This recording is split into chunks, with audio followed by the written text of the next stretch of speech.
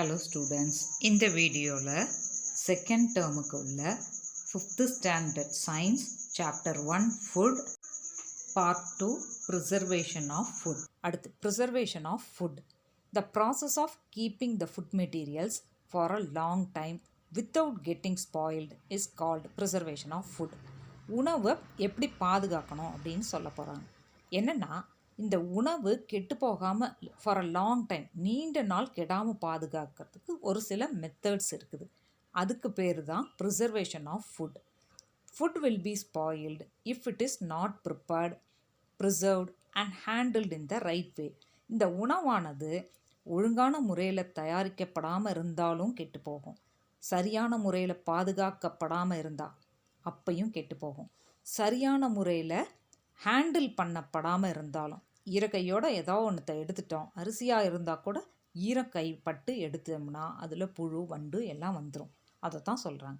There are many methods used to prevent, delay and reduce the spoilage of food. இந்த food spoil ஆகாமல் இருக்கிறதுக்கு நிறைய methods இருக்குதுன்னு சொல்கிறாங்க. என்னன்னு பார்க்கலாமா? Food preservation methods. உணவு பாதுகாக்கும் முறை. Cultivation of food requires lot of efforts. உணவு உற்பத்தி பண்ணுறது அப்படிங்கிறது ரொம்ப முயற்சி தேவைப்படுற விஷயம். Nowadays food cultivation and the crop yield are decreasing. இப்போல்லாம் இந்த க்ராப்பு கல்டிவேஷன் இதெல்லாம் ரொம்ப கம்மியாக தான் பண்ணுறாங்க. There are many people suffering in the world without food. உணவு இல்லாமல் இந்த உலகத்தில் நிறைய பேர் கஷ்டப்பட்டுருக்காங்க. அதனால் நம்ம என்ன பண்ணணும்? we need to protect and preserve the food. உணவுப் பொருளை பாதுகாத்து பத்திரமா வைக்கணும். நிறைய பேர் உணவு இல்லாமல் கஷ்டப்படுறாங்கல்ல, வீணாக ஆக்கக்கூடாதுன்னு சொல்கிறாங்க. The following are the ways to preserve food. இப்போ என்னென்ன மெத்தடில் ப்ரிசர்வ் பண்ணலாம் ஃபுட்டெல்லாம் அப்படின்னு சொல்கிறாங்க. ஃபஸ்ட்டு மெத்தட் ட்ரையிங் சொல்கிறாங்க. It is the removal of water content from the food by drying it in the sunlight. Example grains. இந்த ட்ரையிங் அப்படின்னா காய வைக்கிறது. It is the removal of water content. நீங்கள் காய வைக்கும்போது வெயிலில் சன்லைட்டில் காய வைக்கும்போது வாட்டர் கண்டென்ட் அந்த நீர்ப்பதம் போயிடும், ஈரப்பதம் போயிடும். இதுக்கு எக்ஸாம்பிள் எதை சொல்கிறாங்க? கிரெயின்ஸ், தானியங்கள். அடுத்தது அடிஷன் ஆஃப் சால்ட். உப்பு சேர்க்கிற method. When salt is added to food. உணவில் உப்பை சேர்த்துட்டோம்னா it removes the water from the food. அந்த உணவில் இருக்கிற வாட்டர் கண்டென்ட் ஈரப்பதத்தை எடுத்துரும். Example fish, pickles. மீனும் ஊறுகாய்களும் பார்த்துருப்பீங்க. ஒரு சிலதில் ஜாஸ்தி உப்பு போட்டு உப்பு பூத்துருக்குன்னு கூட சொல்லுவாங்கல்ல, அதான்.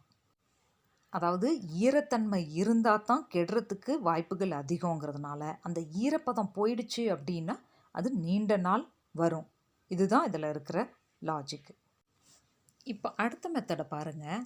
முதல் மெத்தடில் சால்ட் எப்படி ஆட் பண்ணமோ அதுமாரி சுகர் ஆட் பண்ணாலும் உணவுப் பொருள் கெட்டு போகாது. Addition of sugar. When sugar is added to food it dissolves in the water content of the food and preserves the food items from spoilage. இப்போ உணவுப் பொருளோட சுகரை ஆட் பண்ணிட்டோம்னா என்ன பண்ணுது அது அப்படின்னா it dissolves the water content of the food. அதாவது அந்த ஃபுட்டில் இருக்கிற வாட்டர் கண்டென்ட்டை எடுத்து அது கரையிறதுக்கு யூஸ் பண்ணிடுது, கரைஞ்சிடுது. And preserves the food item from spoilage. அதாவது இப்போ சுகர் அது கரையிறதுக்காக ஃபுட் ஐட்டத்தில் இருக்கிற தண்ணி கண்டென்ட்டெல்லாம் எடுத்துருச்சா, ஆட்டோமேட்டிக்காக வாட்டர் கண்டென்ட் இல்லைன்னா என்னாகும்? ஃபுட்டு ரொம்ப நாளைக்கு வரும்.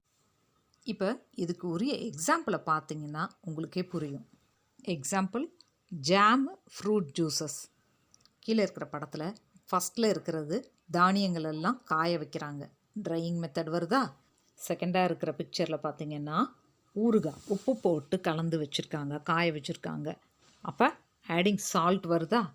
தேர்டாக இருக்கிறது சுகர் ஆட் பண்ணுற மெத்தட். ஜாம் பண்ணி வச்சுருக்காங்க ஸ்ட்ராபெரியில். இப்போ இந்த பேஜில் இருக்கிற do you no?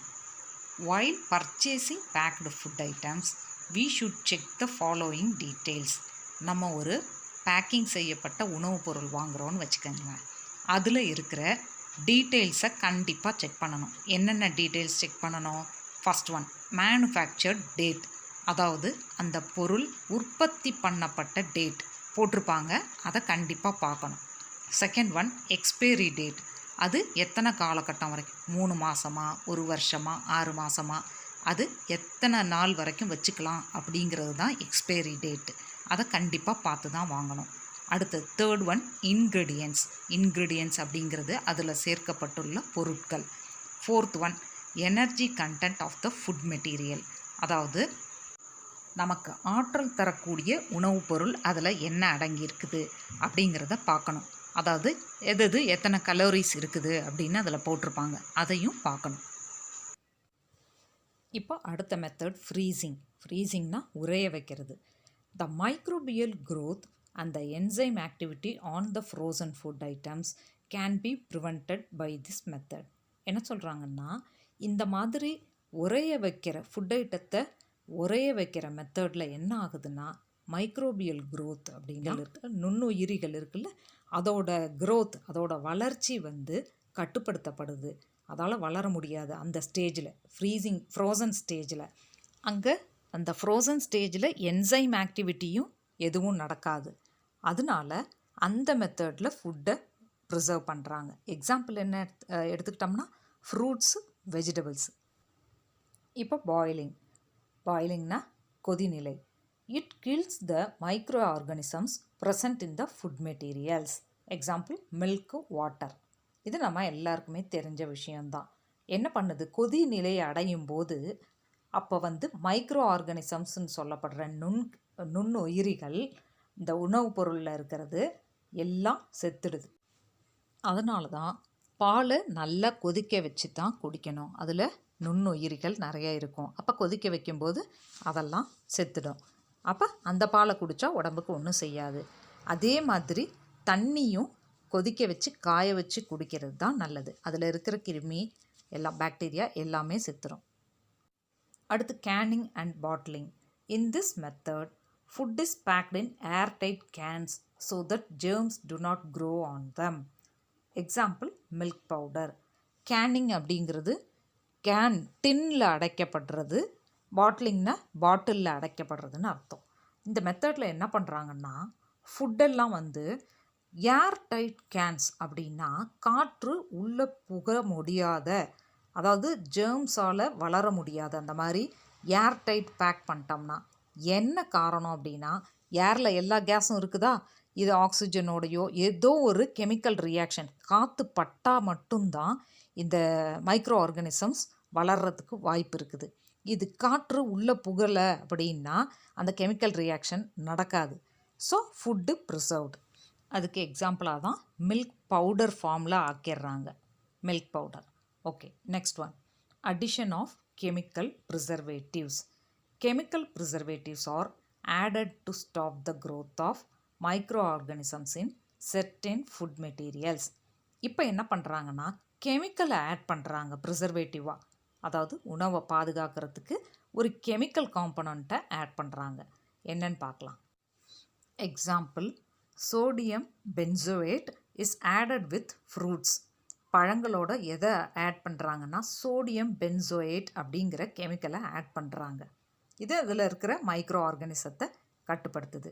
Sulphur dioxide is added with dry fruits. காஞ்ச பழங்கள் அப்படின்னு சொல்கிற இந்த திராட்சை மாதிரியெல்லாம் இருக்குல்ல, அது கூட சல்ஃபர் டை ஆக்சைடை ஆட் பண்ணுறாங்க. Vinegar is added with pickles. அந்த ஊறுகாயிலெல்லாம் வினிகர்ன்ற பொருள் ஆட் பண்ணுறாங்க. ஸ்டூடெண்ட்ஸ், இப்போ கீழே இருக்க படத்தை பாருங்கள். ஃபஸ்ட்டில் இருக்கிறது அந்த ஃப்ரீசிங் மெத்தடு, ஃபஸ்ட்டு படம். ரெஃப்ரிஜரேட் பண்ணியிருக்காங்கல்ல அது.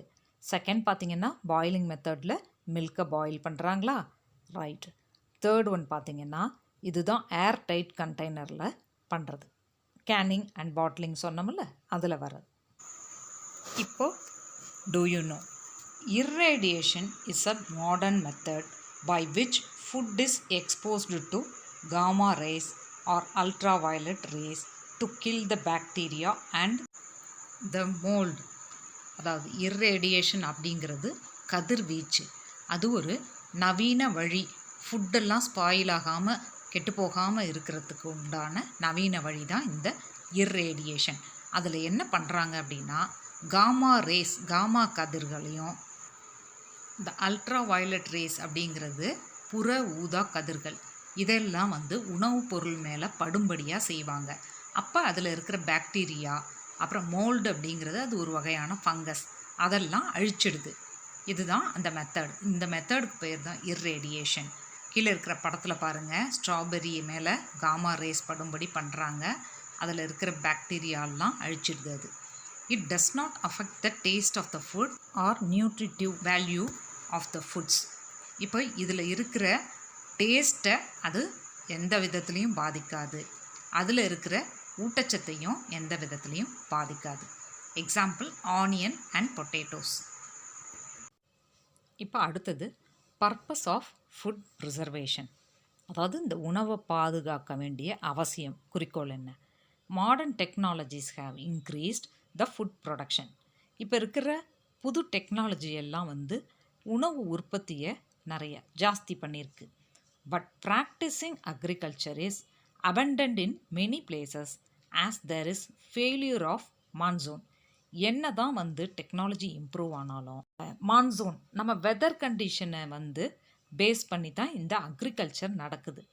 But practising agriculture is abundant in many places அப்படின்னா, இந்த விவசாயத்தை பல இடத்துல abandoned அப்படின்னா கைவிட்டுட்டாங்க, செய்யலை. ஏன் செய்யலை? there is a failure of monsoon. எல்லாம் டெக்னாலஜிலாம் நல்லா இம்ப்ரூவ் ஆகியிருந்தால் கூட மழை பெய்யலை, சரியான தண்ணி கிடைக்கல அப்படின்னா பல இடத்துல போர் வாட்டர் கிடைக்காது. மழை பெய்யலைன்னா கூட சிலர் போர் வாட்டர் யூஸ் பண்ணியும் அக்ரிகல்ச்சர் பண்ணுவாங்க.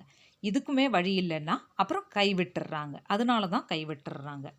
At that same time many people suffer in the world without food. உலகத்தில் பல இடங்களில் மக்கள் உணவில்லாமல் இருக்காங்க. So food should not be wasted by any means. எக்காரணத்தை கொண்டும் உணவை அதனால் நம்ம வேஸ்ட் பண்ணவே கூடாது. Preservation of food is important for the following reasons. உணவை பாதுகாக்கிறது ரொம்ப ரொம்ப முக்கியம். என்னென்ன காரணங்கிறது கீழே சொல்லியிருக்காங்க. First one, to retain the colour, taste and nutritive value of the food. Food ஐட்டத்தோட கலரும் மாறக்கூடாது, டேஸ்ட்டு மாறக்கூடாது, அண்ட் நியூட்ரிட்டிவ் வேல்யூங்கிறது ஊட்டச்சத்தும் மாறக்கூடாது. அடுத்தது, to make food available throughout the year. வருஷம் முழுவதும் நமக்கு அந்த ஃபுட்டு கிடைக்கணும். Third one, to prevent the growth of microorganisms like bacteria and fungi in the food items. Food ஐட்டம்ஸை தாக்கக்கூடிய மைக்ரோ ஆர்கானிசம்ஸ்ன்னு சொல்லப்படுற நுண்ணுயிரிகள், பாக்டீரியா, ஃபங்கை மாதிரியான மைக்ரோ ஆர்கானிசம்ஸை அதோட வளர்ச்சியை தடுக்கணும். Fourth one, to reduce the wastage of food materials. Food materials வேஸ்டேஜை தடுக்கணும். Fifth one, preserving food not only protects our health but also makes food available to the people who need it. ஒரு ஃபுட்டை preserve பண்ணணும், பாதுகாக்கணும் அப்படிங்கிறது எதுக்காகன்னா, நம்ம ஹெல்த்தை பாதுகாக்கிறதுக்காக மட்டும் இல்லை, உணவு கிடைக்காத மற்றவங்களுக்கும் இந்த உணவு கிடைக்கணுங்கிறதுக்காகத்தான் ஃபுட்டை ப்ரிசர்வ் பண்ணணும். ஓகே ஸ்டூடெண்ட்ஸ், நெக்ஸ்ட் வீடியோவில் ஒபேசிட்டியும் டிசீஸும் பார்க்கலாம். தேங்க்யூ.